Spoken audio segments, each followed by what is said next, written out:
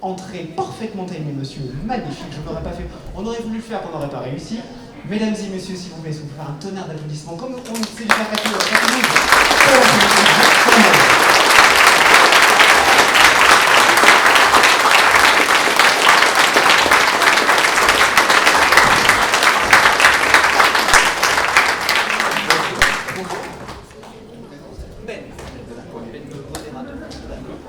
Bonjour tout le monde, ça va?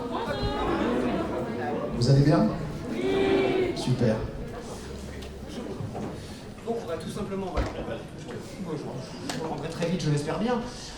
Donc, pour ceux qui ont suivi, j'espère que vous étiez quand même là, c'était il n'y a pas si longtemps que ça. Vous levez la main, on vous passe un micro, vous posez votre question, réponse, voilà, jusque-là. Il n'est que 15h15, les gars, vous n'avez pas l'excuse de la sieste. Donc, s'il vous plaît, soyez originaux. Et quand on vous dit à chaque fois Popcorn, je me répète, je sais, mais c'est littéralement l'état d'esprit de la convention. Il n'y a pas de questions stupides, il n'y a que des réponses originales. Donc, n'hésitez pas. En plus, je sais que vous êtes tous à peu près allés au cinéma récemment. Et si vous êtes là dans cette pièce pour voir notre invité, c'est que vous avez vaguement vu quelque chose. Donc ne me dites pas que vous n'avez pas de questions. Dieu sait que j'en ai moi, mais c'est pas mon jour. Faut que je commence, c'est ça? Ah, merci. Juste après. Mais merci au courageux. Merci Ben. Bonjour. Rebonjour, c'est déjà vu. Ouais.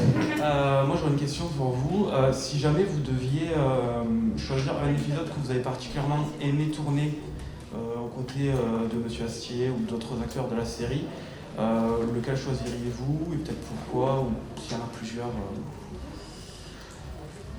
Alors oui, alors il y en a un que je choisirais parce que c'est un épisode de la saison 6, je crois. C'est une saison que j'aime beaucoup parce qu'elle a interloqué pas mal de spectateurs parce qu'elle avait un côté beaucoup plus grave, beaucoup plus sombre. Et moi j'ai beaucoup aimé cette tonalité qu'Alexandre avait donnée à cette saison-là. Et il y a un épisode où Arthur est sur son lit, il est quasiment mourant ou presque, il est très très faible, très affaibli, et où il y a Merlin qui vient lui rendre visite et qui essaye de le regonfler un petit peu. Et j'ai beaucoup aimé tourner cet épisode parce que d'un seul coup, la relation quasiment filiale entre Merlin et Arthur se voyait enfin avec l'aspect de Merlin mentor, de Merlin guide, un peu guide spirituel, guide politique d'Arthur, et j'ai beaucoup aimé cet épisode pour ça, et puis parce que ça permettait de rentrer dans un jeu un peu plus dramatique, un peu plus sombre. Voilà, ça ne m'avait pas manqué jusque-là, mais j'étais heureux de pouvoir explorer cette facette-là du personnage avec Alexandre. Et puis l'autre épisode, je crois que, alors ça sera forcément un épisode où j'ai pris plus de fou rire, je crois. C'est l'épisode avec les, je crois que c'est l'épisode avec les crevettes dans le nez, quoi. C'est-à-dire le fait même d'évoquer les œufs durs et les crevettes dans le pif, c'était quand même assez difficile à tenir. Sachant que j'avais pas l'image, en plus j'avais pas l'image qu'il en a faite ensuite, mais j'avais de l'imagination et c'était pire, voilà. Vous avez peut-être entendu que j'étais prétendument le plus sujet à fou rire de toute l'équipe. C'est malheureusement vrai. Voilà.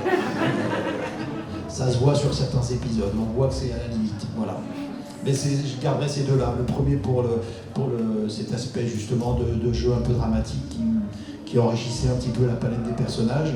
Et puis celui-là parce que c'était de la pure déconne et qu'on était vraiment heureux de faire ça. En plus c'était une des premières saisons, voire la première. Et voilà, c'était tout le sel de Kaamelott était là, quoi, pour moi. Voilà. Je suis trop long dans les réponses. Hein.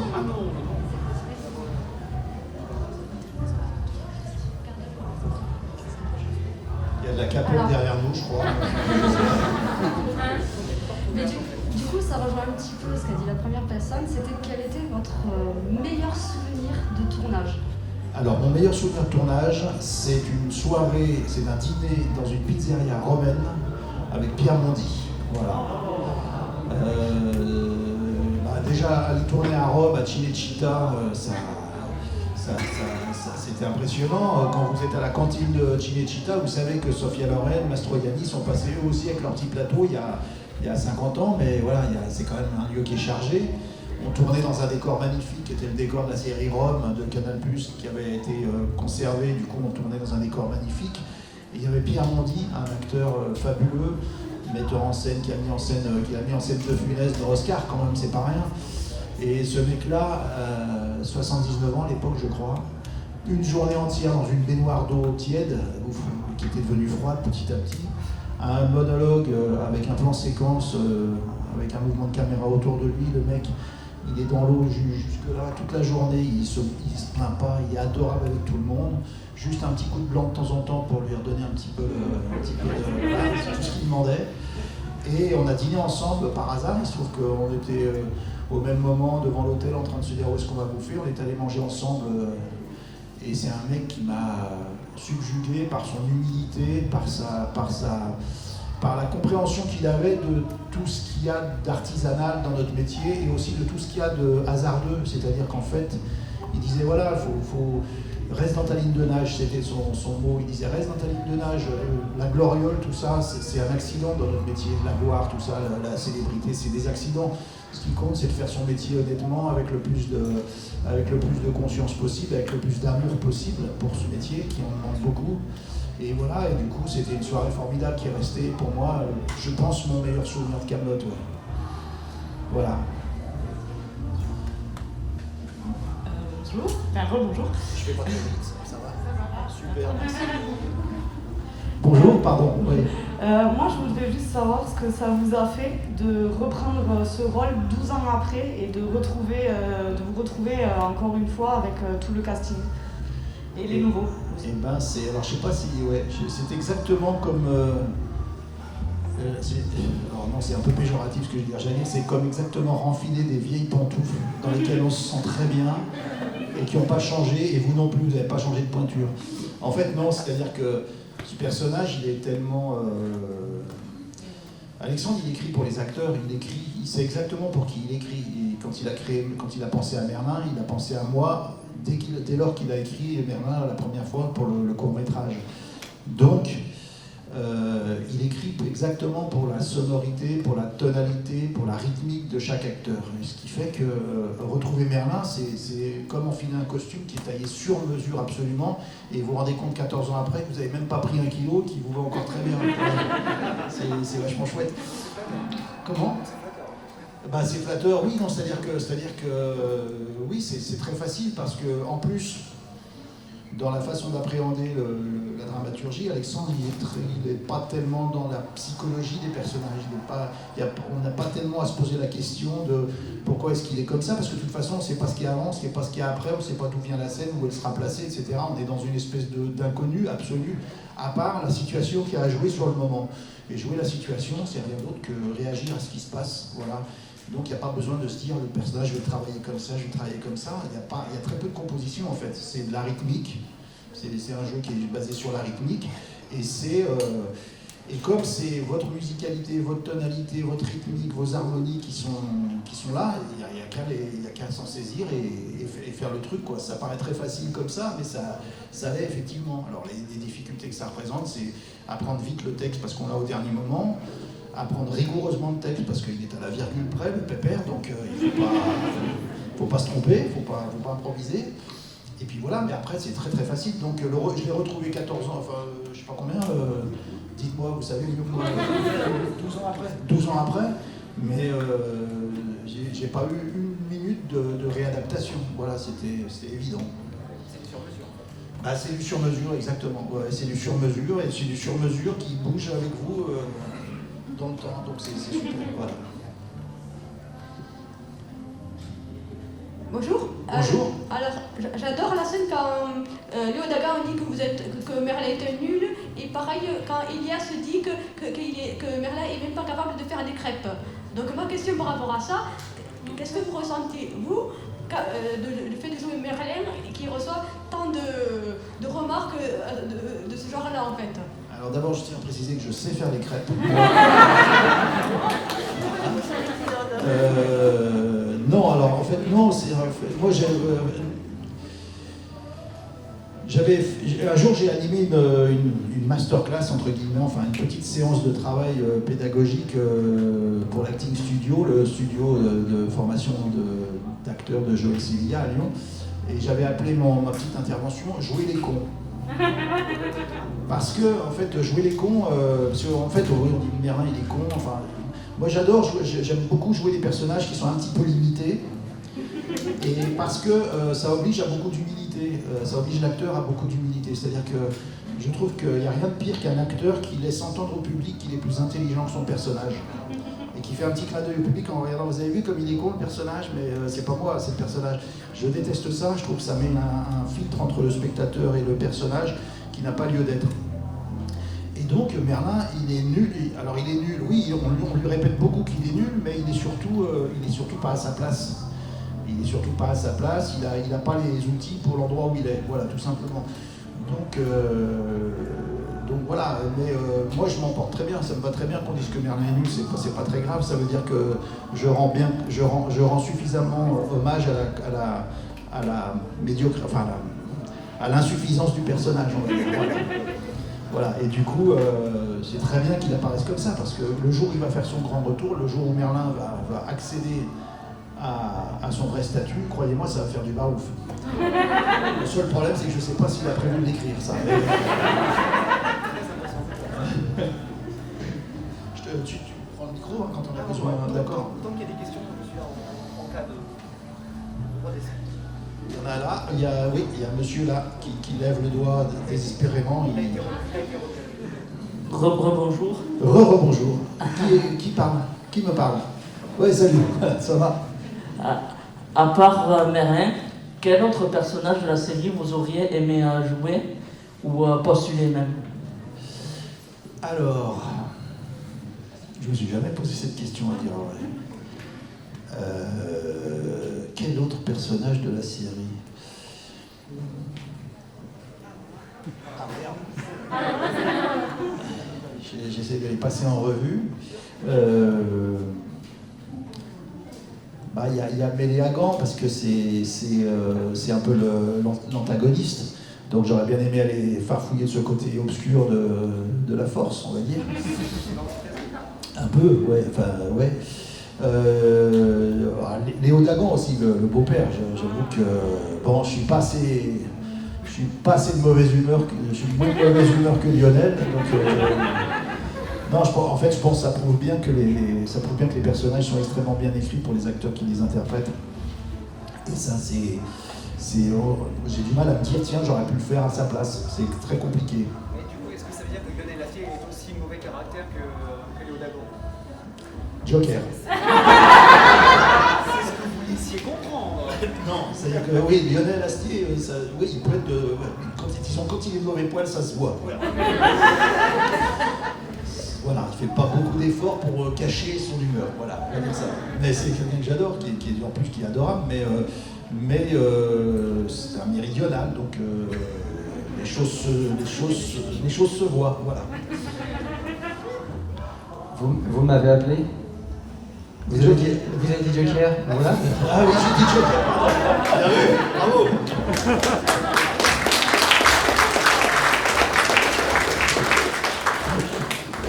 C'est pas vraiment une question, c'est plus une remarque. En fait, je suis sur TikTok depuis 1 an et demi.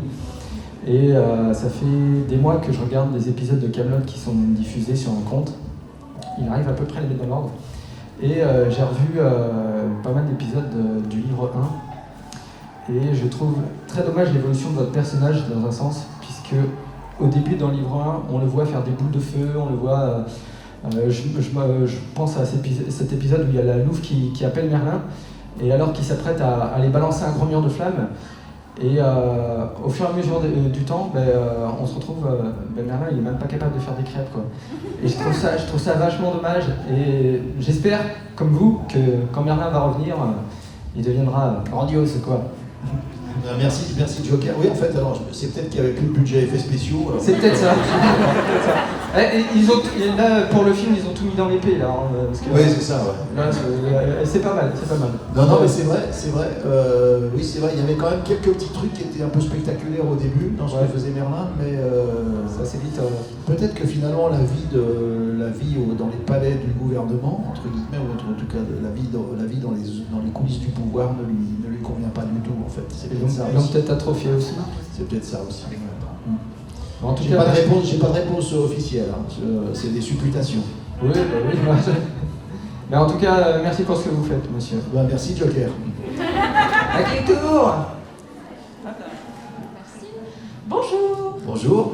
Alors, j'ai une question qui concerne pas tant que ça Kaamelott. En fait, j'aimerais savoir, en tant que comédien, que acteur, est-ce qu'il y a des rôles, ou un rôle en particulier qui vous a plus marqué dans votre carrière parce que vous êtes, je sais pas, plus retrouvé dedans ou pour une raison particulière, en fait, et si oui, pourquoi? Oui, il y a des rôles qui... Alors moi, je ne suis pas un acteur de cinéma ni de théâtre, de télévision au départ. Hein. Je suis avant tout un acteur de théâtre. C'est la plus grosse partie de mon activité, et de loin. Il y a un personnage que j'ai joué qui m'a que j'ai beaucoup aimé créer, c'est Elephant Man. C'est très vieux, hein. C'est un spectacle qui date de 91, 92, donc vous n'étiez pas né. Mais l'enjeu c'était... Non, je parle pas pour les vieux qui sont devant. L'enjeu c'était de créer Elephant Man, c'est-à-dire, je ne sais pas si vous avez vu le film de David Lynch, enfin, c'est ce personnage dont la mort est assez monstrueux.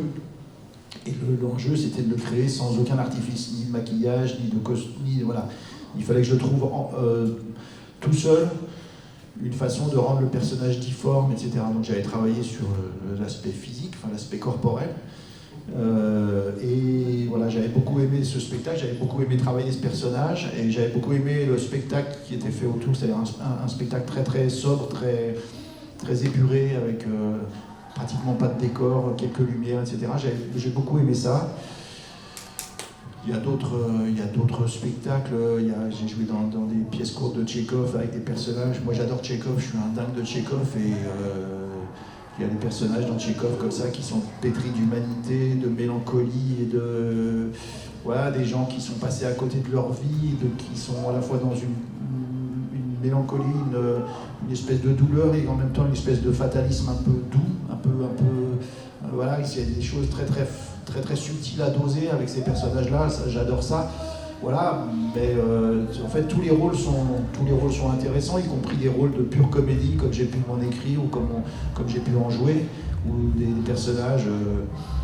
Voilà, non, je veux dire, le prochain rôle que je vais jouer avec mon épouse qui est là, j'ai écrit une pièce pour nous deux, on va jouer un couple royal, un roi et une reine qui s'engueulent dans leur palais alors que la révolution commence à couver tout autour. Voilà, et je sais qu'on va prendre énormément de plaisir à jouer ça, parce que voilà, on est dans des personnages qui sont complètement... c'est ça qui est génial, c'est qu'on joue des... Voilà, le théâtre permet de tout jouer, donc on peut jouer Richard III, avoir assassiné l'ensemble de les trois quarts de la noblesse anglaise. Voilà, on peut tout faire au théâtre, c'est ça qui est génial, et c'est ça qui fait que chaque personnage est intéressant à appréhender. Voilà, ce que je trouve toujours très très intéressant c'est aussi ça que j'ai dit à mes élèves acteurs quand j'ai donné des cours, c'est je suis pas très acteur studio dans ce sens où je crois, enfin, j'ai pas de méthode, hein, mais je veux dire, moi je m'appuie assez peu sur ma mémoire intime, ma mémoire affective, ma mémoire. Je crois plutôt que l'acteur il doit aller chercher dans ce qui est dans un réservoir qui est celui de l'humanité tout entière, c'est-à-dire qu'en fait, moi j'ai jamais tué qui que ce soit, enfin je crois pas.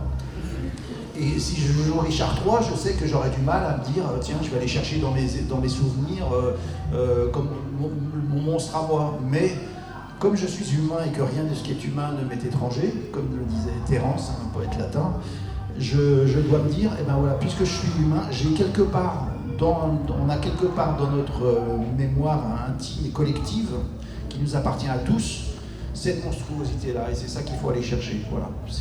Moi, c'est comme ça que j'envisage les choses. Alors, je ne dis pas que c'est facile et que ça marche à tous les coups. Je dis quelquefois, on s'appuie aussi sur du vécu personnel. Mais ouais, si je dois jouer Hitler un jour, je ne vais pas me dire, tiens, je vais aller chercher l'Hitler que je suis dans mes souvenirs d'Hitler de mon enfance. Non, il faut que je cherche en moi la monstruosité qu'on a tous en commun et qui nous appartient à tous et que certains laissent sortir ou pas. Voilà. Excusez-moi, c'est très général. Merci pour, ça répond pas du tout à la question. Non, mais c'était quand même super intéressant comme réponse. Du coup, merci beaucoup et merci pour ce que vous faites. Merci.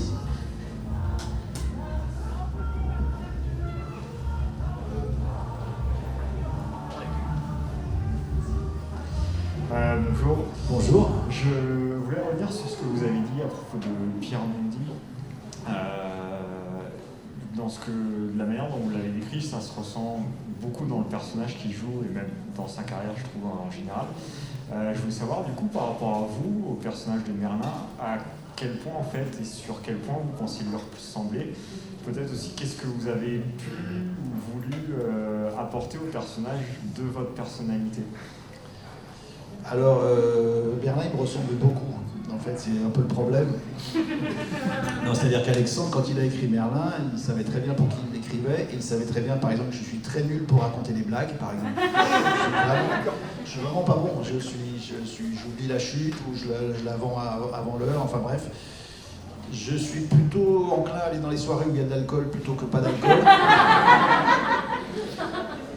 Voilà, déjà que j'ai une petite fragilité de ce côté-là, on va dire, c'est-à-dire qu'il faut que je fasse attention. Voilà, et je pense que je crois qu'il y a aussi quelque chose qui ressemble à, qui fait que Merlin est assez proche de moi. Il y a quand même, alors j'espère que c'est encore le cas, je pense qu'il y a un côté juvénile chez moi, un côté qui est pas loin de l'enfantin, et que je retrouve chez Merlin et qui donne au personnage cette espèce d'étonnement devant les choses. Et voilà, donc je pense qu'il y a ces petits aspects-là qui font que Merlin est proche de moi, et puis voilà, il savait très bien qu'il écrivait pour moi, Alexandre. Mais tu vois, c'est marrant quand, je sais pas si c'est dans la... Rappelez-moi, quand c'est à Rome, c'est la 5 ou la 6 ? La 6, merci. Je me mélange entre les pinceaux. J'ai un gros problème avec la temporalité aussi. Alors je sais pas si c'est le cas de Merlin, mais j'ai un gros problème avec la temporalité.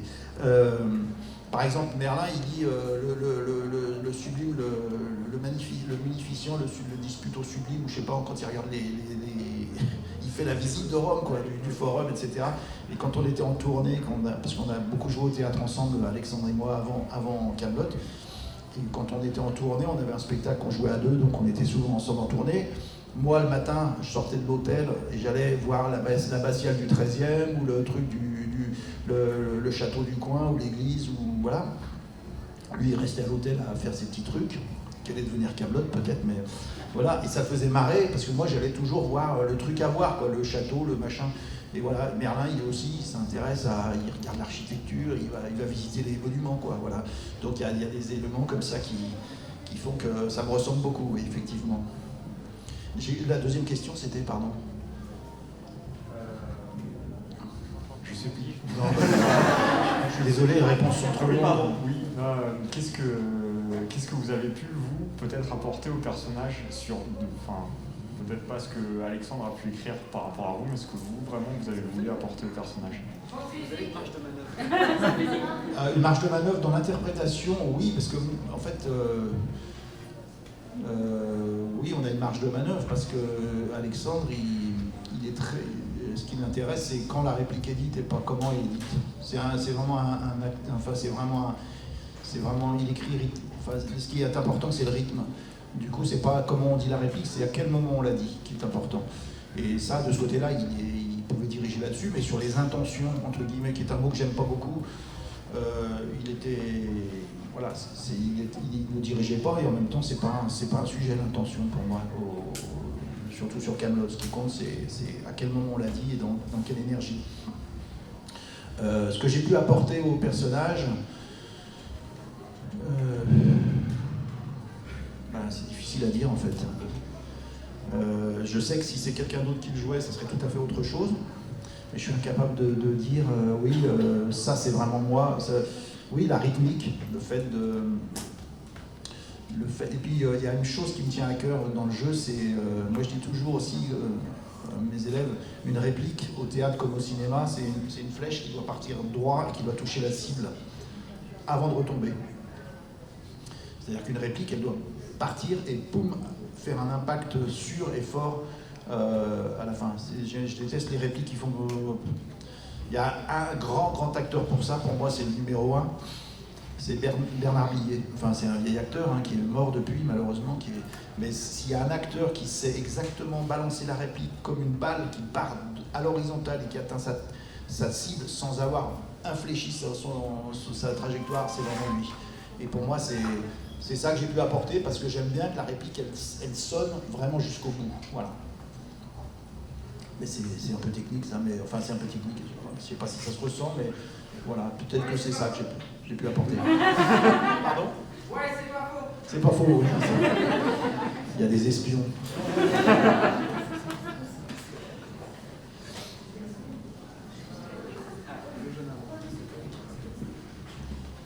Pourriez-vous nous dire, savez-vous sur quelle durée s'est passé les 5 premières saisons?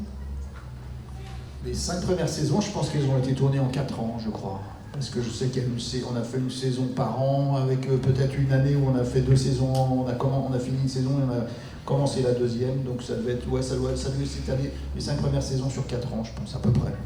Mais encore une fois, maintenant, mon rapport au temps est un peu complexe, donc je ne suis pas du tout sûr. Quelles ont été les grosses différences Quelles ont été les grosses différences pour votre point de vue entre Kaamelott tel qu'il était avant et là, maintenant qu'il est passé à la logistique d'un long métrage comme le premier volet a pu l'être? Les différences dans... Alors, il y a une différence, c'est que... Je vais faire un petit rapport entre le théâtre, la télévision et le cinéma. Au théâtre, l'acteur, c'est un élément... C'est le gros élément de ce qui se passe. C'est-à-dire que le spectateur, il est en relation avec l'acteur. L'acteur, il maîtrise le temps, l'espace de ce qui se passe sur scène. Donc il est tout puissant, l'acteur. À la télévision, l'acteur, c'est une pièce d'une mécanique qui est beaucoup plus large que lui et sur laquelle il a assez peu de prise finalement. Et au cinéma, en tout cas dans le cas de Kaamelott, c'est une machine encore plus grosse dans laquelle l'acteur est proportionnellement encore une plus petite pièce. Donc il y a ça, il y a cette espèce d'ampleur qui fait que le décor est plus ambitieux, le maquillage est plus abouti, les costumes sont plus travaillés, la lumière est découpée et réglée au millimètre, au milliwatt, etc. Donc c'est encore plus lourd techniquement. Et c'est là qu'il faut avoir... c'est pas du tout le même rapport entre le théâtre et le cinéma. C'est-à-dire que là, au cinéma, il faut se dire, voilà, la grosse machine est en route, il faudra être prêt au moment où il faudra rentrer dedans, mais ça sert à rien d'être prêt avant, ça sert à rien d'être prêt, c'est trop tard quand on est prêt après. Il faut être au bon moment, au bon endroit et dans la bonne énergie pour apporter sa contribution à la machine. Moi, je m'amuse beaucoup plus au théâtre, très franchement. Je trouve que c'est beaucoup plus jouissif de maîtriser le parcours complet d'un personnage sur 1h30 que de se dire, je rentre, je fais mon petit truc, et puis on dit couper, et on attend une demi-heure, et on refait la même chose avec un angle de caméra différent. C'est beaucoup moins gratifiant, finalement. Mais c'est mieux payé. Non, et puis pas seulement, puis c'est très impressionnant, très intéressant de voir cette machine fonctionner. Quand on voit les corps de métier qu'il y a sur un tournage comme celui de Kaamelott, sachant que tous les chefs de poste, tous les gens qui sont là, c'est des cadors dans leur métier, voir fonctionner cette mécanique, c'est fabuleux. C'est comme voir un magnifique, quand on aime les bagnoles, c'est voir un moteur de Ferrari tourner, quoi. C'est magnifique à regarder. Mais on est un tout petit élément.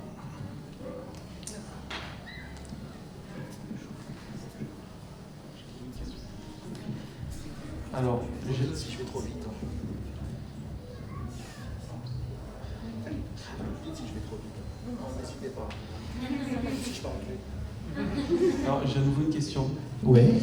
J'aurais voulu savoir si vous saviez comment Sting en était venu à jouer dans le film Kaamelott premier volet. Parce que ça, c'est une question... Eh ben, je n'en sais absolument rien. En fait, il se trouve que... Alors, j'ai une petite idée, c'est que Alexandre Astier, il est musicien à la base, et il est bassiste. Et Sting est bassiste. Et je me dis que c'est peut-être là que la jonction s'est faite, mais j'en ai aucune idée, franchement. Ouais, un colloque de bassistes, peut-être. La fête du corbeau des bassistes, peut-être. Je sais pas. Non, sinon, je ne sais pas du tout. Non.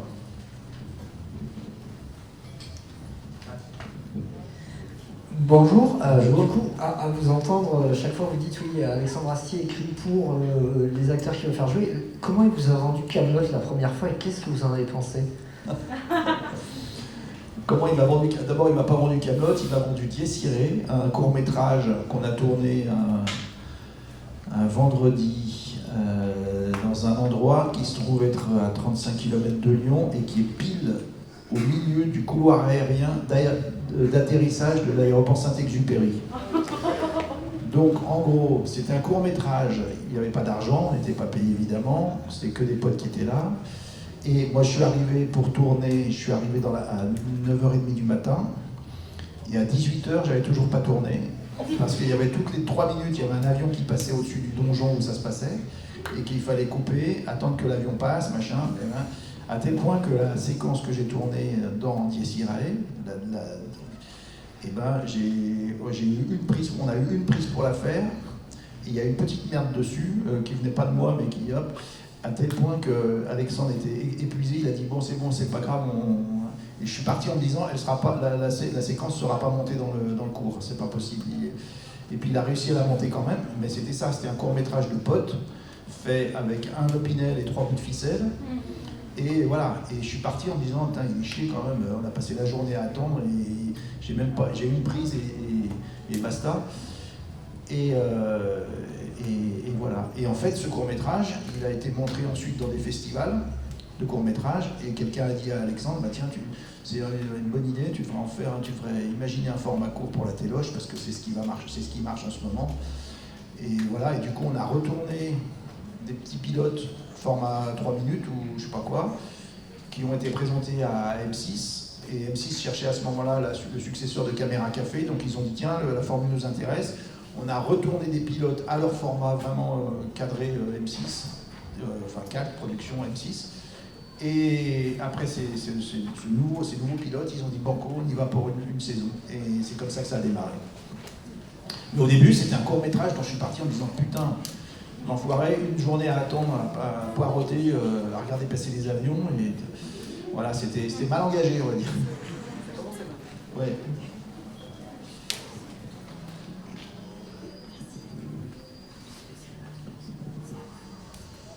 Oui, j'ai regardé l'ensemble de la série et j'ai vu aussi le film. Pour ma part, j'ai préféré la série parce que c'est vrai que je l'ai trouvée plus humoristique. J'ai beaucoup rigolé en regardant la série. J'ai moins eu ce côté-là avec le film. J'ai été un peu déçue. Est-ce que vous avez eu cette même impression que le format du coup était un peu différent? Alors oui, c'est vrai que, comme je le disais tout à l'heure, moi il y avait un aspect de la série, de la saison 6 qui me plaisait beaucoup, c'était l'aspect grave, l'aspect sombre, qui est aussi quelque chose qui est fondamental dans le caractère d'Alexandre, et dont j'aimais qu'il ait pu le mettre à l'écran. Je dirais que le film est un dosage entre cet aspect mélancolique, un petit peu triste de la saison 6, et puis le retour à quelques séquences qui sont des séquences de pure comédie. Voilà, je pense qu'il a voulu faire un dosage entre ces deux aspects-là, sachant aussi qu'à mon avis, il a été contraint par des histoires de distribution à faire un film de 2 heures, alors qu'à mon avis, il y avait beaucoup plus de matière que 2 heures de film, je crois. Donc voilà, moi j'aimerais bien, j'espère qu'il y aura ce qu'on appelle un director's cut, enfin un montage montage élargi, ou peut-être que ce dosage-là sera peut-être un peu plus dilué qu'il ne l'est dans le film aujourd'hui. Mais voilà, mais moi j'aime beaucoup aussi l'aspect sombre de Kaamelott. Enfin, c'est quelque chose qui me plaît beaucoup et qui me parle.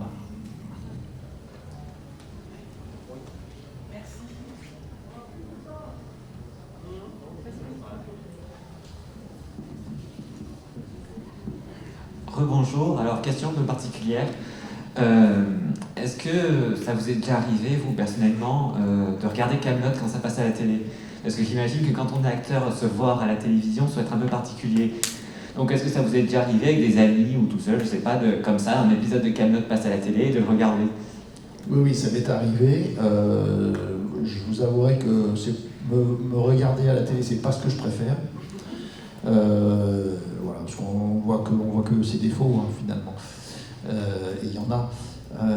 Mais bizarrement, je crois que je n'ai pas vu tous les épisodes de Kaamelott. Je crois que je n'ai pas vu tout Kaamelott. C'est-à-dire, quelquefois, il y a des gens qui me parlent d'épisodes, et je me dis, mais ça ne me dit rien. Alors, il y a des choses que j'ai tournées que j'ai peut-être oubliées. Il y a des choses que j'ai tournées et que j'ai peut-être pas vues. Parce que j'ai pas regardé l'intégralité de tout. Enfin, je devrais pas dire ça, c'est pas très corporate comme ambiance. Mais non, je pense qu'il y a j'ai des manques. Il faudrait peut-être que je me tape la tête. Mais j'avoue que les 3 coups de corne de chaque épisode, toutes les 3 minutes, c'est un peu usant au bout d'un moment. Ouais. Merci beaucoup. Oui, bah lui, j'espère qu'il a un bon psychiatre. Et un banquier. Alors, ouais, la dame parle de celui du gars qui s'est fait le défi de voir 200 fois le film. Voilà, j'espère qu'il a un bon psy parce que il va y avoir des dégâts à mon avis. Bah écoutez, merci beaucoup. Merci, c'est fini? Eh ben super, merci beaucoup.